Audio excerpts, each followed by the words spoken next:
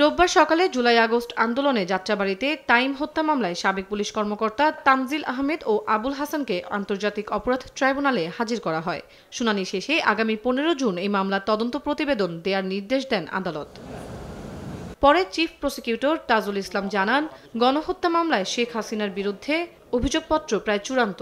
হাতে পাওয়া 3টি তদন্ত প্রতিবেদনের মধ্যে 2টি চলতি মাসেই ট্রাইব্যুনালে দাখিল করা হবে। শেখ হাসিনার বিরুদ্ধে যেটা মানবতা বিরোধীর কমান্ড রেসপন্সিবিলিটির মামলা, সেটারও ড্রাফটটা আমাদের হাতে এসেছে, যেটার আরও ফার্দার কাজ চলছে। খুব সহসাই 2টো চূড়ান্ত রিপোর্ট আমরা পাবো এবং এই মাসের মধ্যে অন্তত 2টো মামলার ফর্মাল চার্জ হয়তো দাখিল করা সম্ভব হবে। এই সময় গুমের আয়নাঘর খ্যাত বন্দিশালা পরিদর্শন করতে গিয়ে বোমা হামলার ঝুঁকিতে পড়ার কথা জানান চিফ প্রসিকিউটর।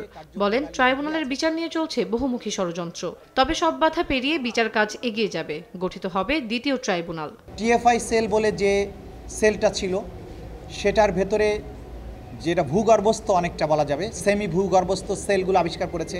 সেখানে বোমা ফিট করা ছিল, সেই বোমাগুলোর সাথে টাইমার সেট করা ছিল।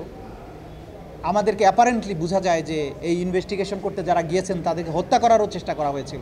নানামুখী ষড়যন্ত্র আছে, তারা চেষ্টা করবে বিচারকে বন্ধ করার জন্য, বন্ধ করতে না পারলে বিতর্কিত করার জন্য। তারা যে ষড়যন্ত্রগুলো করছে, ট্রাইব্যুনালের তদন্ত সংস্থা প্রসিকিউশন এই ব্যাপারে সম্যক অবহিত এবং তাদের অনেককে চিহ্নিত করা হয়েছে।